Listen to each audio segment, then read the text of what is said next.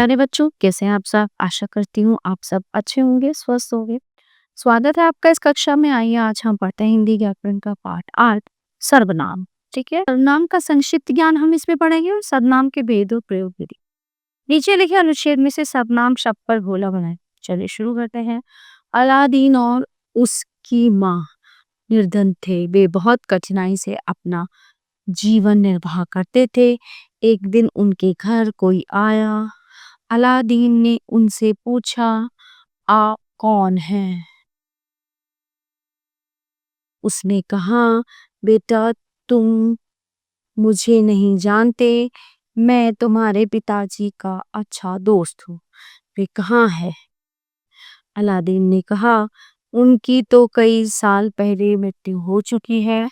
उसने कहा, अच्छा ये लो पैसे बाजार से कुछ खाने को, यह लो पैसे बाजार से कुछ खाने को ले आओ।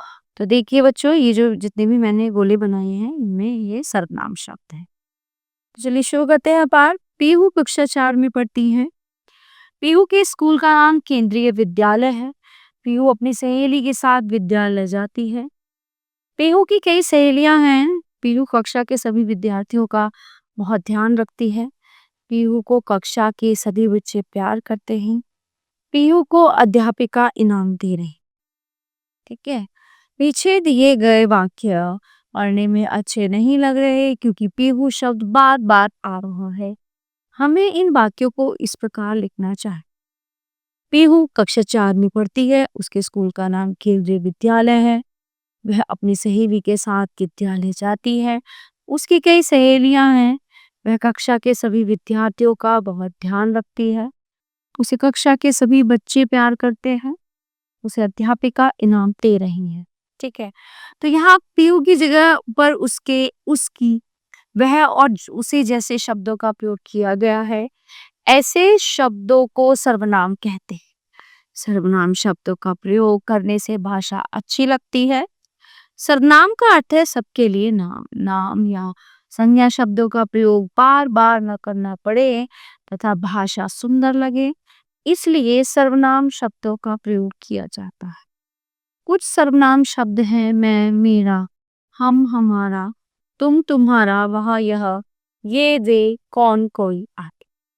संज्ञा शब्दों के स्थान पर जिन शब्दों का प्रयोग किया जाता है उन्हें सर्वनाम कहते हैं। सर्वनाम के भेद। ठीक है, सर्वनाम के 6 भेद होते हैं। पुरुषवाचक सर्वनाम, निश्चयवाचक सर्वनाम, अनिश्चयवाचक सर्वनाम, संबंधवाचक सर्वनाम, प्रश्नवाचक सर्वनाम, निजवाचक सर्वनाम। ठीक है, पुरुषवाचक, निश्चयवाचक, अनिश्चयवाचक, प्रश्नवाचक, संबंधवाचक और निजवाचक। ठीक है, सबसे पहले बात करते हैं पुरुषवाचक सर्वनाम। जो सर्वनाम शब्द बोलने वाले, सुनने वाले या किसी अन्य व्यक्ति के लिए प्रयोग किए जाते हैं उन्हें पुरुषवाचक सर्वनाम कहते हैं। ये 3 प्रकार के होते हैं। उत्तम पुरुष, जिन सर्वनाम शब्दों का प्रयोग बोलने वाला अपने लिए करता है, जैसे मैं, मेरा, हमारा, हमको, हम। है ना, अभी आप भी देखिए, जैसे बच्ची, मैंने अपना काम कर लिया है, क्या तुम सब अपना काम कर चुके हो?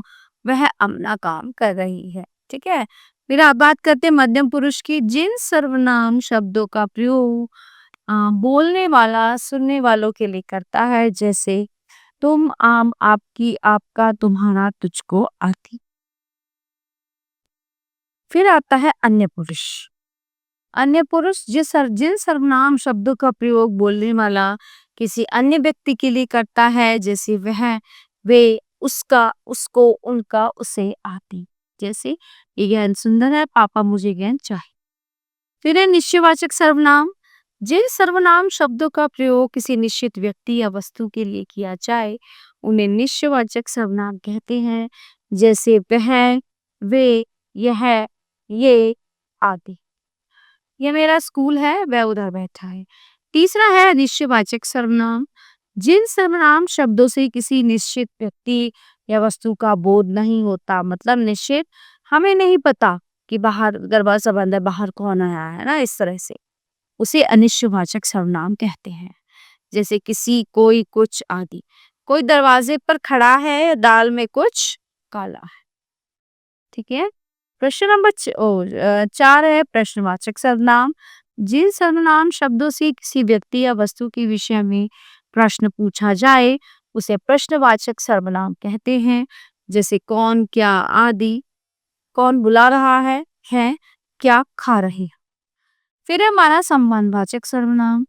जो सर्वनाम शब्द वाक्य में आए दूसरे संज्ञा या सर्वनाम शब्दों के साथ संबंध जोड़ते हैं उसे संबंधवाचक सर्वनाम कहते हैं। जिसे जैसे जिसका, उसका, जो, सो, जो, वह आदि। जैसा करेगा वैसा भरेगा। जो पहले आया वो पहले गया। मैं अपना काम स्वयं कर लूंगी। हाँ, मैं भी अपना काम खुद करती हूँ। फिर बात करते हैं हम निजवाचक सर्वनाम की। जिन सर्वनाम शब्दों का प्रयोग अपने लिए किया जाए उन्हें निजवाचक सर्वनाम कहते हैं। जैसे आप, अपने आप, खुद, स्वयं आदि। हमें अपना कार्य स्वयं करना चाहिए, वह अपने आप घर चला जाएगा। ठीक है, तो ये आता है निजवाचक सर्वनाम के संबंध में। जिस प्रकार संज्ञा शब्दों में एकवचन और बहुवचन होते हैं उसी प्रकार सर्वनाम शब्दों में भी एकवचन और बहुवचन होते हैं।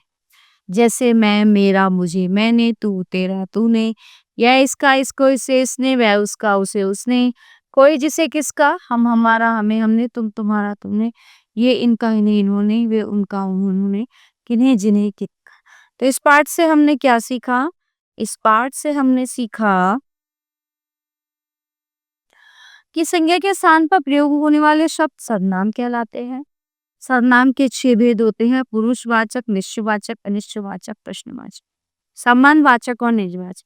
जिस प्रकार संज्ञा शब्दों में एक वचन और बहुवचन होते हैं उसी प्रकार सर्वनाम शब्दों में भी एक वचन और बहुवचन होते हैं।